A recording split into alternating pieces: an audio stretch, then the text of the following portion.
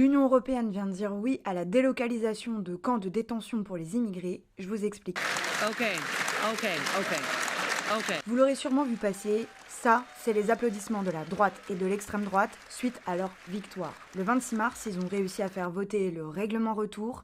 C'est une loi qui vise à durcir encore un peu plus le droit des étrangers sur le sol européen. Et surtout, à systématiser la détention de ces personnes. Oui, on parle bien de mettre des personnes sans papier dans des camps pour une durée maximale de 2 ans en attendant de trouver leur pays d'origine et de les renvoyer chez eux. Et on parle de toutes les personnes sans papier, même celles qui sont en cours de demande de droit d'asile par exemple. Et comme ça suffisait pas, cette mesure d'enfermement, elle peut être cumulable d'un pays à l'autre et elle peut être renouvelable indéfiniment en cas de trouble à l'ordre public, d'atteinte à la sécurité publique ou en cas d'infraction. Et bien sûr, en cas de risque sécuritaire, le texte approuve tout bonnement la mise en prison. C'est simple, avec cette loi, on assiste encore un peu plus à la libéralisation de la lutte contre l'immigration. Cette loi, elle vise à simplifier, faciliter et accélérer les procédures d'expulsion. Et surtout, à externaliser la gestion de tous ceux qui seront considérés comme indésirables sur le territoire européen. Parce que bien sûr, on n'arrête pas là la dystopie. Le texte, il prévoit la possibilité d'expulsion dans des pays tiers, là où la personne n'a jamais mis un orteil et sans son consentement. Les États de l'Union européenne, ils vont pouvoir passer des contrats avec des pays hors européens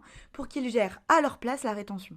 Et bien entendu, sans que aucune once de contrôle ne soit prévue et sans clause de suspension en cas de non-respect des droits de l'homme. C'est pas nouveau, ça fait des années que l'Union européenne, elle cherche à délocaliser ses responsabilités en matière de gestion des flux migratoires.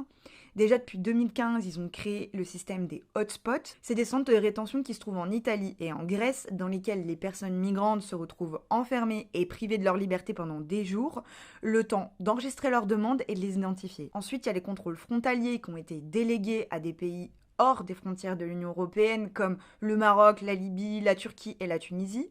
Alors bien entendu, ils font pas ça gratos. Pour vous donner un ordre d'idée, l'Union européenne, elle a signé en 2024 un accord de plus de 164 millions d'euros avec la Tunisie. Et entre 2015 et 2020, dans le cadre d'un fonds de soutien à l'Afrique, c'est plus de 263 millions d'euros qui ont été délégués au contrôle de l'immigration à ces pays d'Afrique du Nord. Ça représente 55% de la totalité du fonds. Et puis, plus récemment, on a l'Italie qui a passé un petit contrat avec l'Albanie pour que, tout simplement, ils gèrent à leur place les demandes de droit d'asile. Attention, tenez-vous bien, la Commission européenne et Ursula von der Leyen en personne ont salué cette solution innovante. Et il y a plusieurs autres pays de l'Union européenne qui ont signé une lettre pour demander le développement de ce système commun à toute l'Union européenne. Alors ce texte, s'il a pu passer, c'est grâce à une coalition, comme je l'ai déjà dit, entre la droite et l'extrême droite.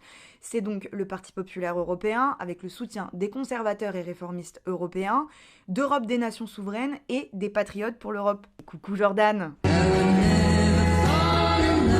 Et alors ils étaient tellement contents qu'ils ont fait une petite vidéo. On a réussi à faire passer des mesures hyper concrètes. D'abord, on va enfin pouvoir ouvrir des centres de retour en dehors de l'UE. Tu ne remets plus jamais les pieds ici. Sans déconner, les mecs, on dirait qu'ils annoncent une avancée sociale de malade mental avec leur petit fond sonore détestable là. C'est la seule voie pour dégauchiser la France. Tout n'est pas joué car le texte, il doit encore passer entre le Parlement, le Conseil et les commissions. Mais à cause de cette coalition, il y a peu de marge de manœuvre pour la gauche. Et il y aura des petites modifications du texte, mais dans l'ensemble, le texte, il va rester comme ça. Je m'appelle Oriane, je décrypte l'actu politique et internationale. Suivez-moi pour rien rater.